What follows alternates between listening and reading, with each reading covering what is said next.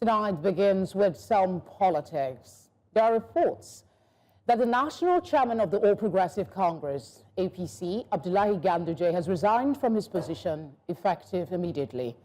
Ganduje, a former governor of Kano State, reportedly cited health reasons for his decision, stating that he needs to focus on his well-being. Signs that all was not well with the occupant of the exalted seat became palpable as his aides were cited packing his personal belongings from his office at the National Secretariat of the party in Abuja. Ganduje was elected as the APC national chairman in August 2023 amid internal party politics.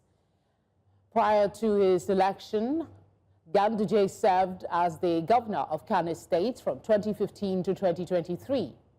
Unconfirmed reports say the party has subsequently appointed Alhaji Abubakar Dalori in the acting capacity.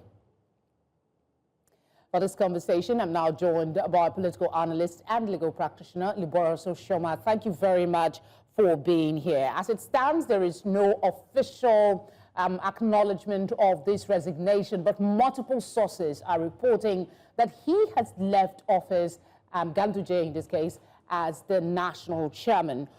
And of course, there are speculations there is also an acting chairman in his stead.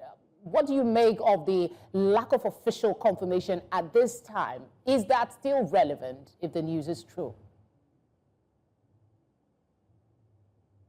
I think the APC would have taken the sale of this speculation if they, do the things the way, everybody would expect that things should be done. But unfortunately, we're talking about the APC here. So I think they are used to speculations. They keep people guessing. And then when the news is stale, you hear official statements confirming or not confirming the report. But from what, if anything that we hear is to go by the speculations that had been, in the public space, coupled with the mad rush, permit me to use that word, for 2027, certainly there are going to be some, internal house cleansing, and then positions will be juggled as new people are coming in, considering also, not minding the fact that, this position ordinarily was a position that was zoned to the North Central and not the Northwest where Ganduje is from. So certainly, I think it is, considering the fact that also they're expecting a convention, certainly that official communication, by the time it's finally issued, would have been stale. I think the APC would have, do well to announce this, immediately that news broke. They also ought to have confirmed it. Being a ruling party and a party that prides itself, as, a party that truly indeed communicates with the people.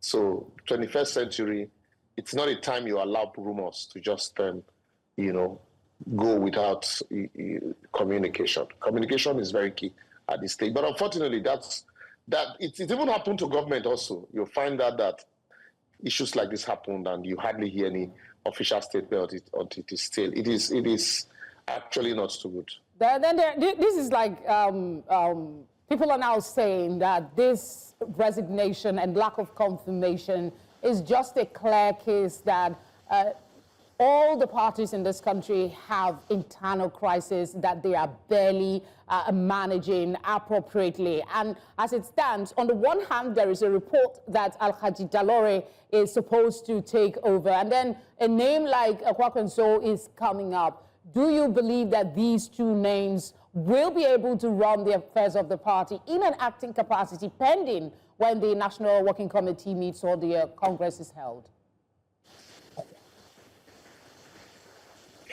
As the last time I checked, Kwakwanso is not a member of the party. He's not yet a member of the party. Kwakwanso is the national leader of the NNPP. He's not yet a member of the party, even though rumors are also rife that Kwakwanso, there's talk between Kwakwanso and the president of the country, Bola Ahmed Tinubu. There's a talk that Kwankwaso, permit me to use the football language, that, he's almost done with the medicals to join the APC team. And so certainly Kwankwaso will be ruled out without a national convention to bring him in as the national chairman of the party. Certainly at this stage will be ruled out to, act in his stead. Mind you, it was after the election in 2023, and the fact that the former national chairman, who's from Nasarawa State, a former governor of Nasarawa State, also, you remember, he didn't support Bola Ahmed Tinubu and all of those internal crises. Every political party in Nigeria, have internal crises, no matter how well or how much you try to hide it, because certainly interests would be at play, and then psychophancy and pretense, would be the order of the day. Let's talk about it's like it is the tradition. Sorry, quickly. It's the tradition. Any time the rules of almost all the party, once a national chairman resigns or step aside, you have a vice from either of the region, to act in his stead. One of the most senior vice would act. So in this case, I think the APC, one of the most senior vice, chairman would act, and not a member, and not somebody who is not a member of the party. The issue of zoning has come up again, and of course it has plagued Ganduje through his tenure as chairman of the party. But there's something I'd like your thoughts on, and that's the tenure of chairman of the APC since the party has been in existence. There always seems to be some conflict that moves them out of office. They barely complete their tenure. Is this a trend that is probably going to continue with the party, or this is just a fluke? Yeah, it is a very, very common trend, right from the formation of the party. Before the formation, I think at the inception of the party, you had Bisi Akonde was in ACN then, and then AMPP had Odigi Oyegu. Oyegu came in as the first national chairman. At some point, they said he was too slow, and then came Oshomole. Oshomole's own was not out of resignation. It was, we all know what happened, with the Oshomole national chairmanship and the crisis that happened between him and his state governor, and how he was subsequently removed, and you had a president who didn't put his foot down, and thereafter you had somebody acting in his stead, which was the name of this, the governor of one of the northeastern governor. I've forgotten his name now, remember. And then came Adamu Abdullahi from Nasarawa State. And immediately after the election, you had Dan Ganduje, because Adamu Abdullahi did not support, the current president. So it's been, you've never really had, unlike the PDP, when you had some chairmen who stayed out their term. But also, mind you, PDP also had a similar crisis. Audu Ogbe, was removed unceremoniously when he had issues with the then president. But, for this one, it's not that Ganduje was removed unceremoniously. Ganduje had resigned, citing... Yeah, but the running trend is that they don't seem to complete their tenure. However you look at it, there's always an issue that comes up. I know you want to say add something to that, but quickly also speak to the clamor for the North Central to hold the position, because they believe that the national chairmanship belongs to them, as against what we had with Ganduje, who is from the Northwest. Yeah, first and foremost, like I said, because of the interest will always throw up intrigue. And there are a lot of conflicting interests. If you look at, the crisis right from, the blast of the whistle, ab initio, you find out that why they never stay out their term is because of interest. Like I said earlier on, you had Oyegu, and there were a lot of strong forces, strong contending interests for the soul of the party, whether Muhammadu Buhari was going to come for second term or not. And when it was coming for second term, they needed somebody who could also galvanize party members, who was one of the governors. And Oshomole came handy. And some people felt Oshomole was too close to President Muhammadu Buhari, and that would mean, you know, the current president, Tinubu, and that would mean Tinubu controlling the structures of the party. Those were some of the challenges also.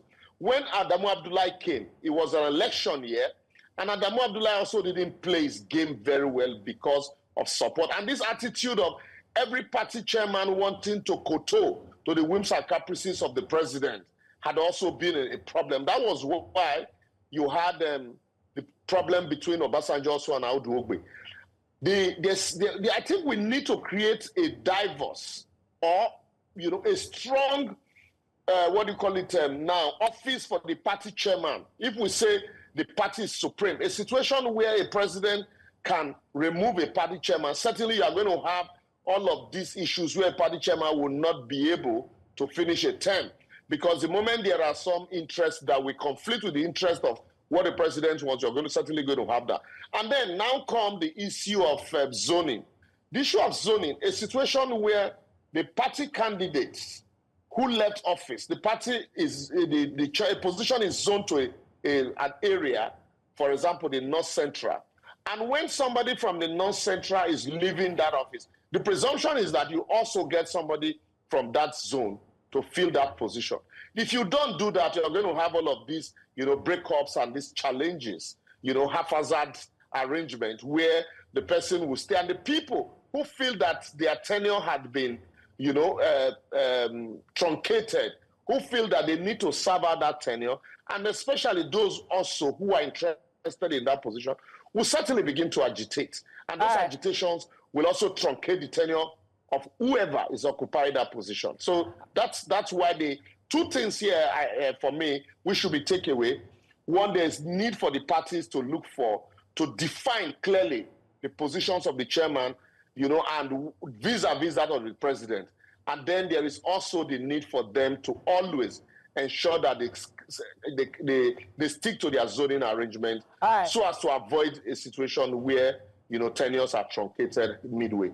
Before we let you go, in 40 seconds, if you can, if you were to make prediction, what should we expect to see in the coming days as regards this matter? Will there be the official statement? And who is most likely, I know I'm putting you on the spot with that, but who is most likely to emerge acting chairman pending elections?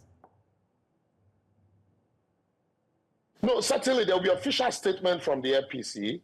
And then also, the acting chairman, even if they are going to have an acting chairman, it will just be till December, because I learned they're also preparing for a convention by December.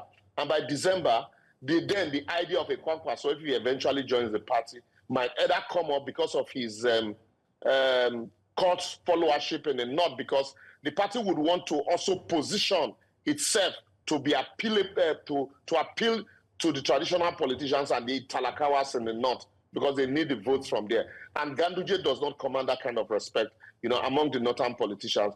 Kwankwaso has it, and then maybe, you know, one other person that has that kind of Buhari's kind of court followership, you know, might just come up. But for now, they might just select, you know, from amongst themselves, you know, one of the former vice to lead the party, because they've captured the South with the governors defecting. They've captured the South with the governors' defections. Now they need to concentrate on the North, and then they want to dangle the party chairmanship before, you know, one of the strong politicians. So that might work for them, considering the fact that there's no opposition also. All right. Thank you very much for speaking with us. As always, we appreciate your time.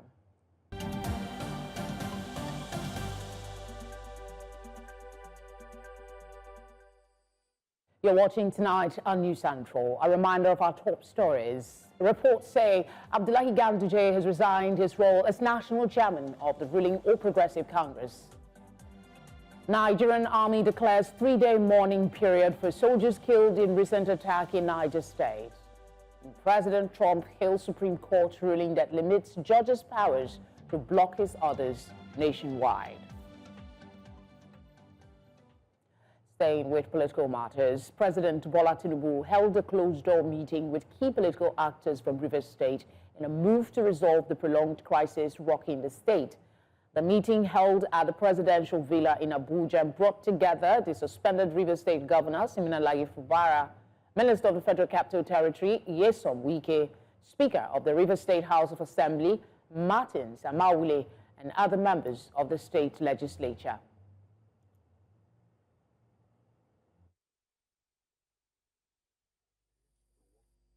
With the governor, and the governor also agreed to work together with all of us who are members of the same political family.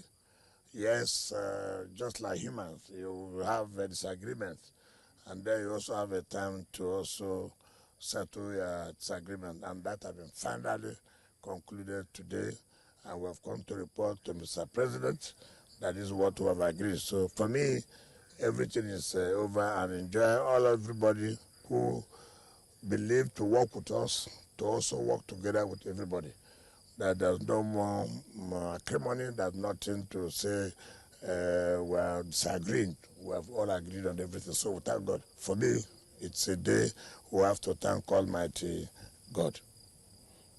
For me, it's very important that this day has come to be. What we need for the progress of Rivers State is peace. And by the special grace of God this night, with the help of Mr. President and the agreement of the leaders of the states, including our leader, peace has returned in Rivers State. We'll do everything within our power to make sure that we sustain it this time around. Professor Yala Peter Side is a policy analyst. He joins me now from Philadelphia to share his perspective on the new development.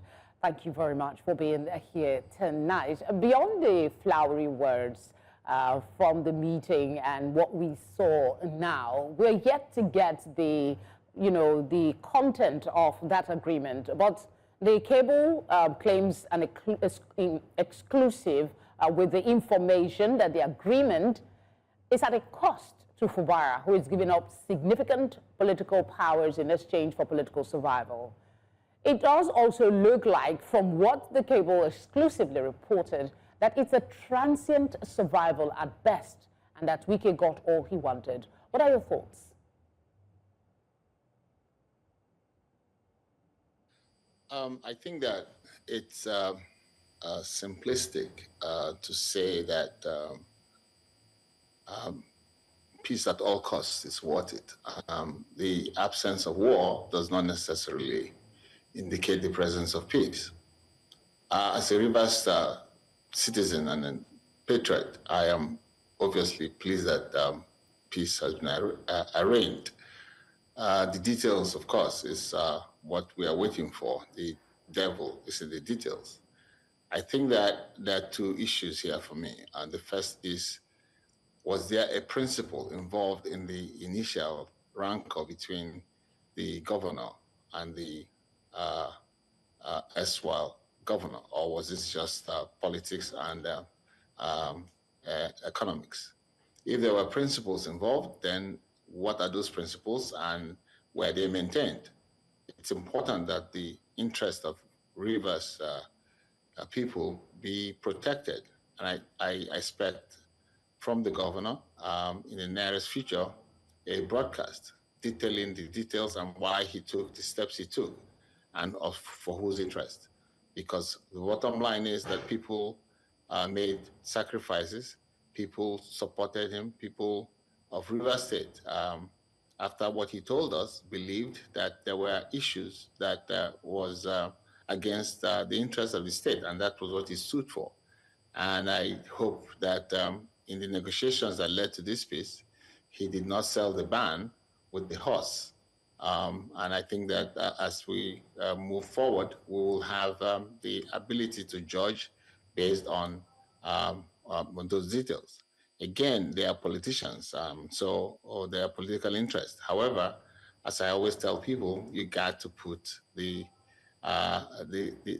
main thing as the main thing, and the main thing is the interest of Rivers State.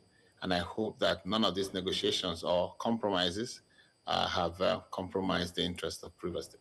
But what would be the real interest of Rivers State in this matter? Because I see you're cautiously moving away from, the presentation by the cable as to some of the conditions. One of them was that Fubara might not be allowed to come for a re-election if he finishes his tenure.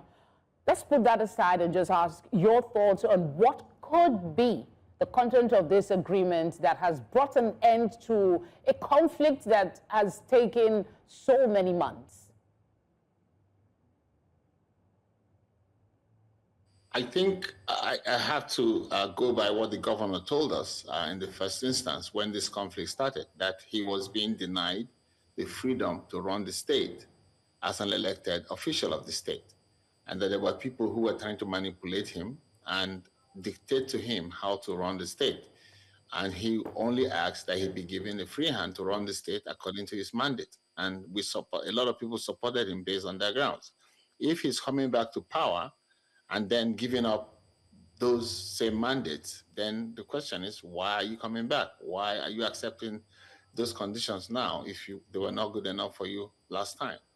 And the second thing, of course, is what happens to those who believed in you and who rallied around you, who supported you, reminding him that he is not really a politician. He was a civil servant before he was entrusted as the governor of the state. There are people who stuck their neck out based on what he told us.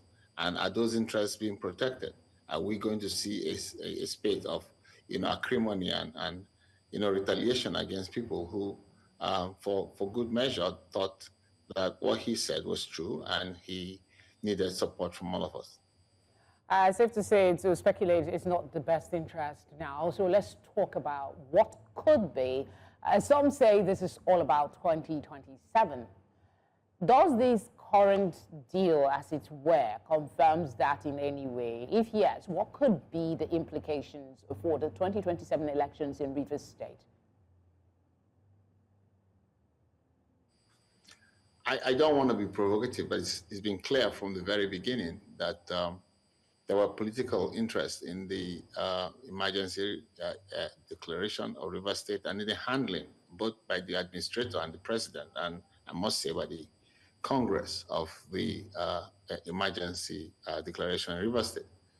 And if that is the case, and the only thing that was driving this was politics, then it's unfortunate. Unfortunate for our country, unfortunate for our constitution, not just Rivers State, because if anybody can do this to Rivers State, they can do it to any other state. I don't think that politics should be the overriding issue here. It should be, one, the maintenance of our constitution, two, the interests of the state. Members of the state desire and demand that they be represented properly by an elected official and not be micromanaged from an unseen hand. If the suspended governor has given up his chance to run for elections in 2027, that's his private matter. I'm not concerned about that. It's what happens between now and 2027. Who makes the rules? Who decides? And I think that as a Rivers man, we're going to be watching very, very carefully to see what compromises he made and what decisions he made, and what the elements of those compromises are, how it affects us. And I can assure you that if he took a purely selfish line on this, there will be people who will be very unhappy with him. And he's a young man. His life is still very young. He has a future ahead of him. I was going to ask you one more, but I guess let me go ahead and ask. Public perception of this peace agreement, so to speak, considering all we know about the conflict in the state, the threats, the intimidation, what would be the public perception if some of the content of the deal comes out and there are concerns about autonomy and power separation? I don't know if you followed the developments as we went along through this emergency.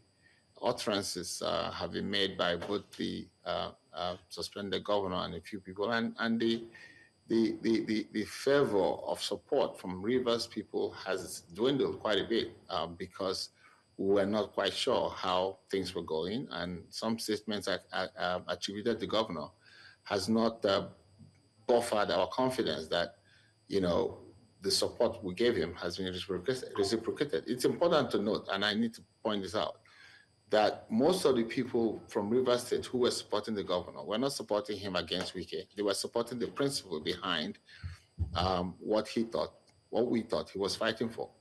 And that principle is that Rivers State belongs to Rivers people. It's a government of the people, by the people, for the people, and not for politicians, and not for hangers-on, not for godfathers. And so I hope he hasn't given that up. Professor Peter Sides, thank you so much for your time. Thank you so much. Bye-bye. The Joint Admissions and Matriculations Board has expressed worry over the low turnout of candidates reprinting their notification slips for the upcoming Make-up Unified Tertiary Matriculation Examination. In a statement issued on Friday by its spokesperson, Fabian Benjamin, the board revealed that only 12,442 out of 98,232 candidates scheduled to participate in the upcoming MOPUP UTME tests have so far printed their slips online. The board appealed to affected candidates, particularly those who missed their main UTME, to take immediate action in order not to miss the rare opportunity. JAM also assured the public that adequate provisions had been made to ensure a smooth and inclusive process. We turn now to an education consultant and teacher, Professor Yomi Fawemi, to help us unpack this conversation, especially as it affects Nigerian secondary school students. Prof, you seem to be following this development with JAM closely. What is this exam about exactly? Yeah, thanks for having me, and thanks to the audience. So regularly or almost every year, JAM has the process of what it calls a mop-up exams, typically to give an opportunity for those that miss the exam and have cogent reason for doing so. So they call it a mop-up exam. So this is not the first time. What is different this time is that the mop-up exam has about 3 categories of people involved at a minimum. One, the people that missed the first exam and had cogent reason for missing that. Secondly, the categories of people, candidates whose biometrics did not tally and could not write the exams. Then the third category were those that missed the receipt exam that was done a couple of weeks back. So those 3 categories ballooned the number of people who are being asked to come and write this mop-up. And that's where we're having as much as 98,000 and plus candidates coming to write the exam. But like JAM said today, Friday, tomorrow is the exam. JAM has said only about 12,000 plus have printed their slip, because you need to print your slip to write the exam. Only 12.6% of those invited for an exam tomorrow have printed their slips today. Is there a case of we're dealing with people want to do lastminute.com in the sense that they want to print on Friday? We don't know yet. Is there a case of people don't want to write the exam? We don't know yet. But it's worrying that an exam to be written tomorrow, only 12.6% of the candidates have written the exam. That's the very worrying thing. Well, why did it take JAM this long to raise an alarm? It's less than 24 hours to the exam. Yeah, but JAM, one of the things we need to talk about JAM is JAM's fidelity to timeliness is a challenge.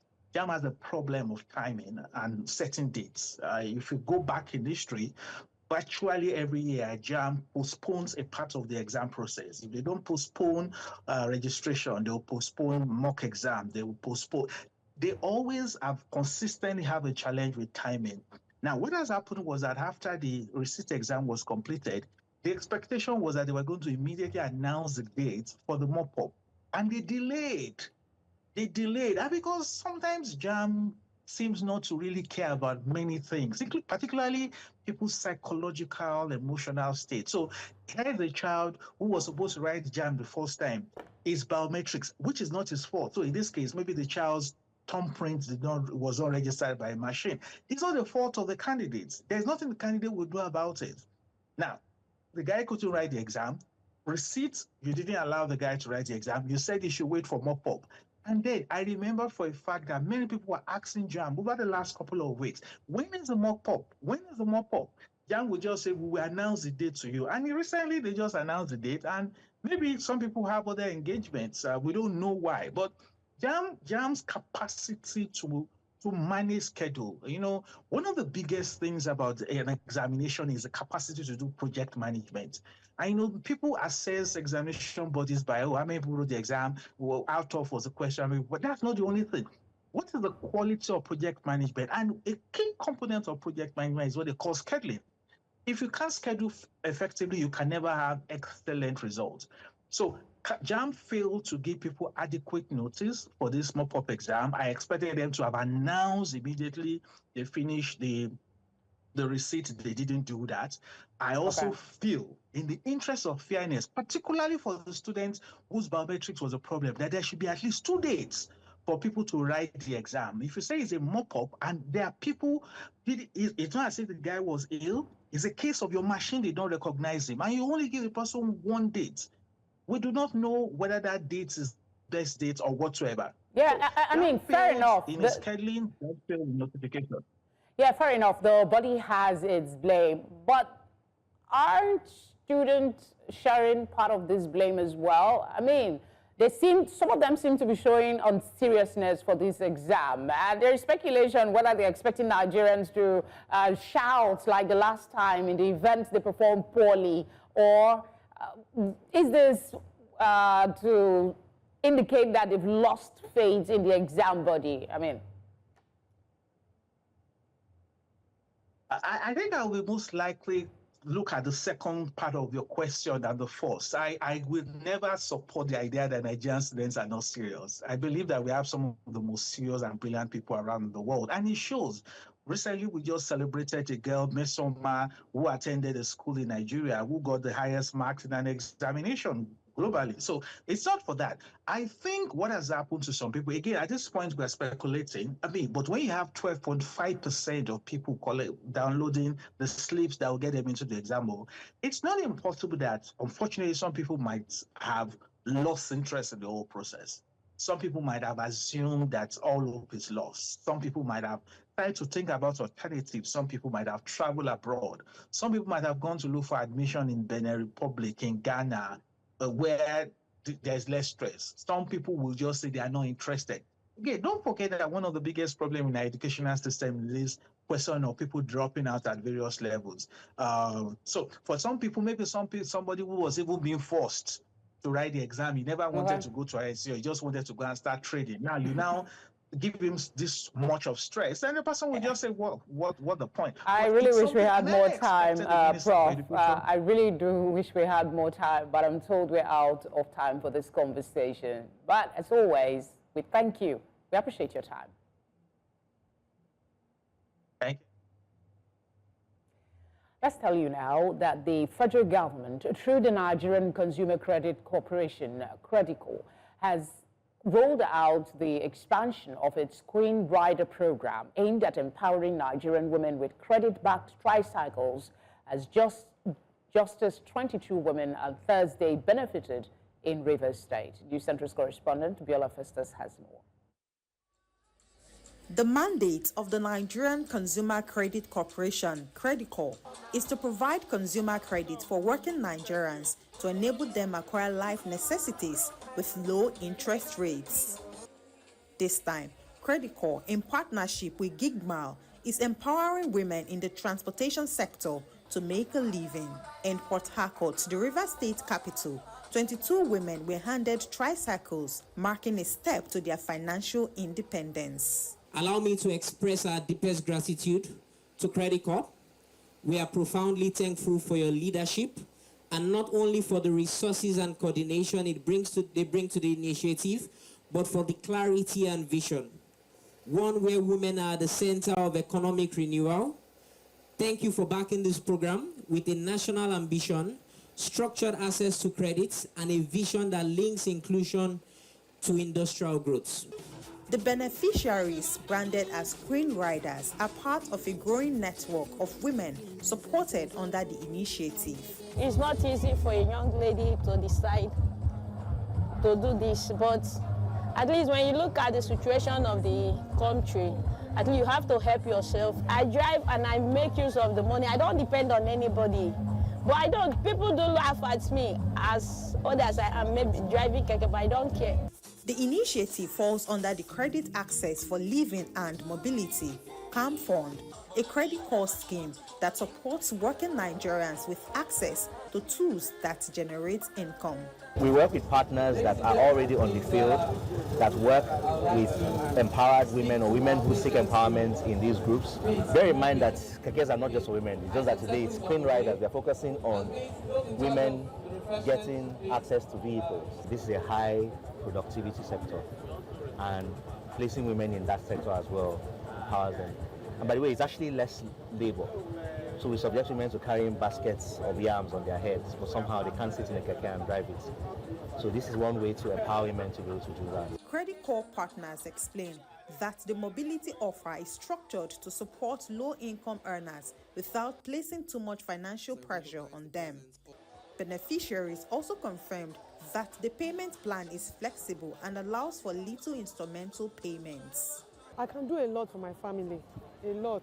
I save also through this business. I don't depend on my husband like before. And Gamma Mobility helped us to be able to save. I see myself as now the latest CEO in Rivers State Port Harcourt precisely, and that means I don't get to say yes to someone else anymore. I get to work for myself, and I don't have to depend on others. Credit Corps says the Women Empowerment Program, in line with the federal government's Renewed Hope initiative, is part of its broader vision to reach 50% of working Nigerians by the year 2030.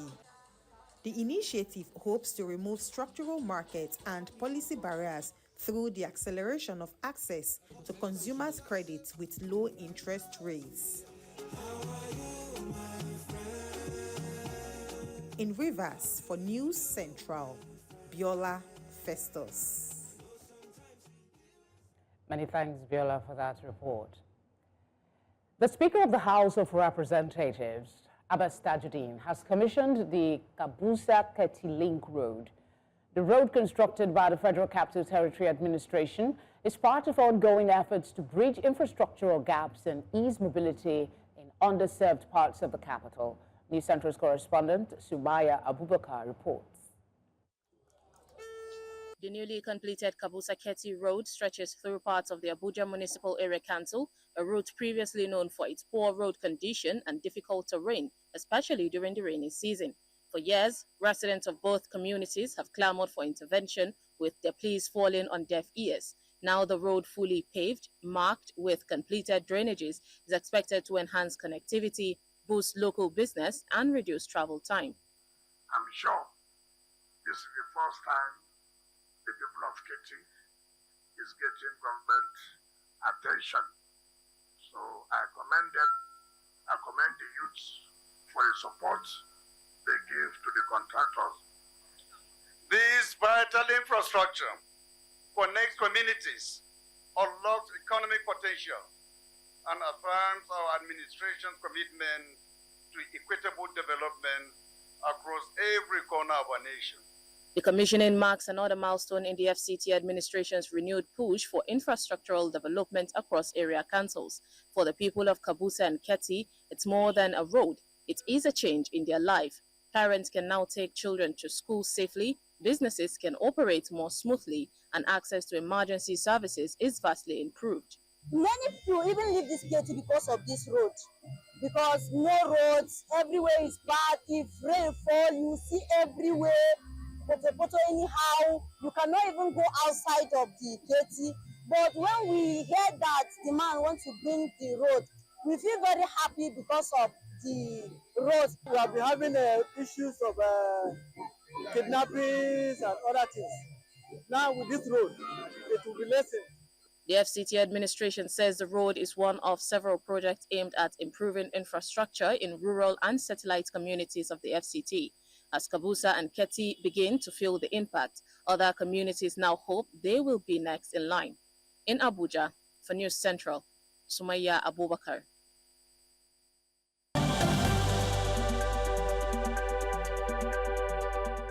Glad you're still here. Let's get away from Nigeria for a bit and tell you that the Democratic Republic of Congo and Rwanda have signed a peace deal in Washington, D.C. to end years of fighting between the neighboring countries. Meeting in the White House in the United States on Friday, foreign ministers from the two African countries signed an agreement brokered by the U.S. and Qatar. The deal raises hopes for an end to fighting that escalated with the advance of M23 rebels this year. The conflict has killed thousands and displaced hundreds of thousands more since January. Congolese foreign minister said that the peace agreement must be followed by disengagement, justice, and the return of displaced families. Still on the foreign scene, President Donald Trump has hailed a Supreme Court ruling that limits the ability of individual federal judges to block executive actions nationwide. The president has claimed courts overstepped their powers by handing down nationwide orders that temporarily blocked some of his agenda, including his controversial plan to effectively end birthright citizenship. The top court on Friday, however, backed the U.S. president's efforts to curtail lower court orders. Calling the decision brilliant, Trump said it clears the way for his administration or a future one to move forward with policies that had previously been halted by lower courts. Tonight returns with business, sports, and entertainment. Stay with us.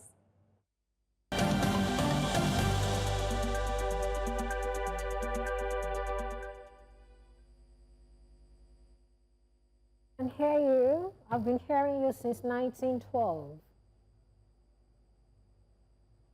I can hear you. I can hear you. What do you hear? What's it? Serving the God of miracle. I know, yes, I know. 1, 2, 1, 2, 3, 4. You don't want to hear me too. Go ahead, Joe.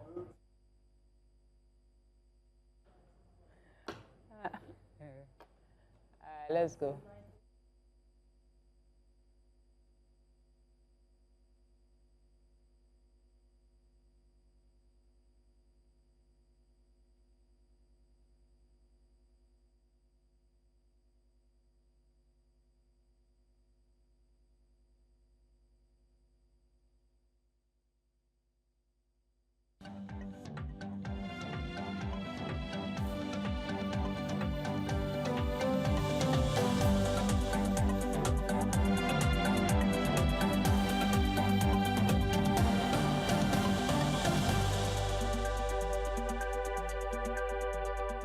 Where foreign direct investment is dropping in Nigeria. Perpetua has details for us in business.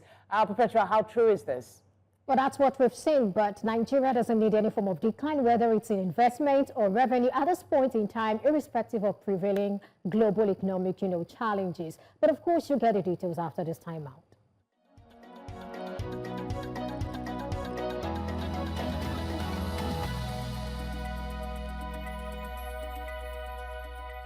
Foreign direct investment into Nigeria dropped by 19% to $250 million in the first quarter of 2025, down from $310 million in the previous quarter. This is according to the Central Bank of Nigeria's Balance of Payments report. While the quarterly decline signals persistent investor caution, it marks an improvement from the $310 million net divestment seen in the first quarter of 2024, suggesting a fragile return of confidence.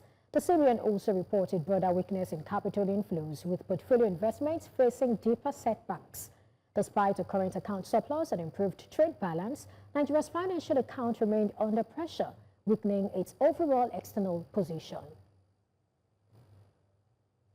And now to the stock markets. The all-share index dipped on Friday, marking a second straight day of profit-taking. This trim's year-to-date returns to 16.58%. The losses were primarily driven by TCAS that include Boa Cement, Owando, and UBA. Still, the market managed to close the week on a positive note, up 1.6% week over week, marking a 5th consecutive weekly gain. Now let's take a look at a snapshot. From the snapshot, we will see it's down 64 basis points and it's back to the 119,000 levels, 119,995.76. That's for the all-share index. And you have market capitalization, 75 trillion naira right there. That's for the market capitalization, 75.962 trillion naira. And now to sector performance. It was largely negative on the sectoral front. I mean, 4 out of 5 sectors under our coverage closed in the red. And now looking at the banking sector, it's down 77 basis points. And of course, you've got First Holdco, Access Corporation, and UBA to blame for this because they sort of weighed on the sector, and that trimmed the weekly return to 2.59%, though the return for today is down 77 basis points. And now to insurance, down 60 basis points. Oil and gas is also down 1%. And you have consumer goods up 1.16%. You've got Dangote Sugar, which of course helped support the consumer goods sector. And then talking about the weekly performance, you've got strong performances, impressive gains in international breweries, Dangote Sugar and NASCON for the week. That's for consumer goods. But finally, we've got the industrial goods down 3.64%. A pullback in Bois Cement sort of also dragged on the industrial sector, reversing some of its earlier gains. And that's a wrap on Business Tonight. I am Perpetua Fasome Peter. Tonight continues.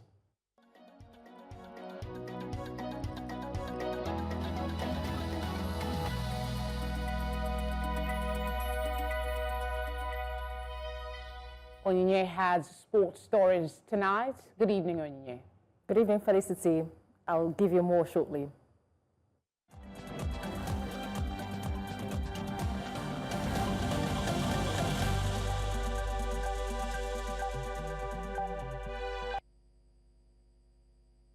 In sports, Kwara United head coach Tunde Sani has assured fans that his side will not take Abakaliki FC lightly for Saturday's Presidential Federation Cup final. Now, speaking at the pre-match press conference, Sani praised the determination of the Ebonyi-based underdogs who stunned several top-tier teams to reach the final. Now, despite Kwara United being favourites, especially with informed striker Wasiu Alalade leading the attack, the coach stressed the importance of staying focused. Abakaliki FC will be counting on key players like Pascal Elochukwu, Cyril Timothy and Chistom Obu to continue the giant-killing streak. One thing I want you to realize is that 74 teams play for this tournament. And for them to go this far, don't look at their position on the league table. Whether they are relegated or not, it's never our own concern. So that we do, we battle sometimes in that area before we are able to survive. You understand? So we are not playing anybody based on their position on the league table. We are playing ourselves based. Rivers United have appointed Yemi Olariwaju as the club's new chief coach following the exit of Evans Okoye, whose contract expired at the end of the season. Olariwaju reunites with technical manager Finidi George, having previously served as his assistant coach at Aimba before taking over as head coach for the Aba-based side. His addition strengthens Rivers United's technical team ahead of the 2025-2026 Nigeria Premier Football League season. The move signals the club's intent to restructure its bench and improve performance after mixed campaign last season. Rivers United will look to leverage Olariwaju's top-flight experience as they aim to gain some domestic success on the continental qualification. Super Falcons goalkeeper Chiamaka Nnadozie has completed a major transfer to Brighton and Hove Albion women ahead of the new Women's Super League season. The 23-year-old joins from Paris FC, where she earned recognition as Ligue 1's best goalkeeper. Known for her sharp reflexes and penalty-saving prowess, Nnadozie becomes the second Nigerian shot-stopper at Brighton, linking up with a compatriot Comfort Erabo. Her arrival strengthens Brighton's goalkeeping options and reflects the growing influence of Nigerian talents in top-flight women's football league. Of course, Nnadozie stood out during the 2023 FIFA Women's World Cup and brings top-level experience to the WSL. And that's it in the world of sport. I am Onyinyechi Obaru. Tonight continues shortly.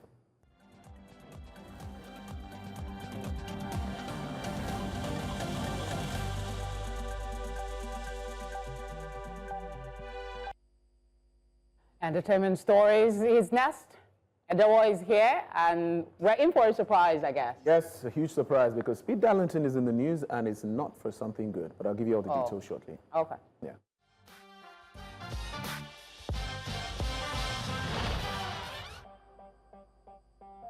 Darlington Speed Okoye, popularly known as Speed Darlington, is officially wanted.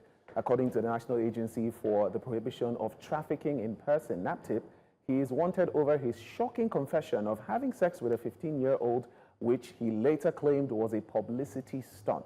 NAPTIP, supported by the Lagos State Domestic and Sexual Violence Agency, has urged anyone with credible information to come forward. He faces multiple serious allegations, including rape, cyberbullying, and cyberstalking, and is expected to appear for questioning. Failure to do so could escalate legal actions. Now, fans and authorities alike are watching closely as this controversy unfolds. Felicity, did you have anything to say about this quickly? I do think they're doing their due diligence, and I do think it's also a cautionary tale for everybody who goes online and just say whatever they want because they have the freedom of expression. Exactly. So we need to be very careful. Now, another shocking news, I'll call it a twist. Sean Diddy Combs' son, Justin, is facing a civil lawsuit. He's been alleged that he lured a Louisiana woman to Los Angeles that's in 2017 under the guise of offering entertainment industry opportunities, only for the artist's son to allegedly drug her and facilitate a brutal gang rape involving 3 masked men, one of whom the woman claims was his father. Now, Combs, that's recognized through his mannerisms and referred to by Justin as Pops. Combs' legal team has firmly denied the allegations, stressing that he has never sexually assaulted or sex trafficked anyone, and emphasized their confidence in the judicial process. The development intensifies the scrutiny on the rap mogul and his family, adding a new layer of legal and reputational turbulence. Felicity, is this a case of the apple doesn't fall too far from the tree? Oh, no, I completely disagree with that. Okay. We don't know For until sure. let them bring their case to court, and then we hear what happened. I'm just waiting for an end to this case, and then I can actually express myself. Okay, okay. Yeah. Well, the end is soon. It's near. We'll definitely have that time to have the conversation. Yeah. Well, that's all we have in entertainment tonight.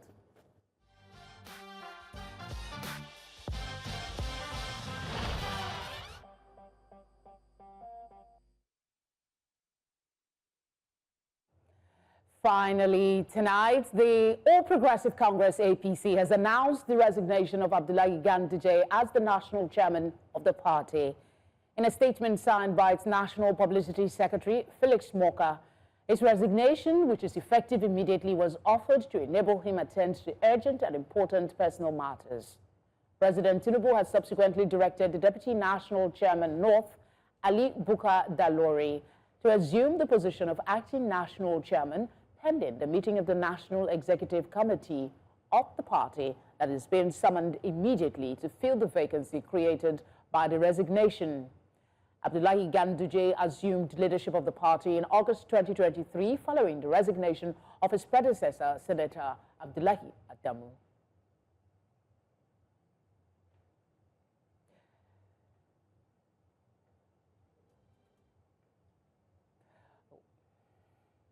At least we didn't have to wait too long for that confirmation. Thank you for being here. But before we go, a quick reminder of our top stories. It's official. Abdullahi Ganduje, I beg your pardon, has resigned his role as national chairman of the ruling All Progressive Congress as Dalori resumes in acting capacity. Nigerian army declares 3-day mourning period for soldiers killed in recent attack in Niger State. And from the U.S., President Trump has hailed Supreme Court ruling that limits judges' powers to block his orders nationwide. Do send your eyewitness report to the number showing now on your screen, or any observation and comment on our programming. Follow us on our social media platforms at News Central TV. Send us a DM. You can watch our live programs on News Central channel 422 on DSTV. On GoTV, we're on channel 23. On Star Times, we're on channel 274. We're also on Avo TV and YouTube. Many thanks as always for your time. Have a good night.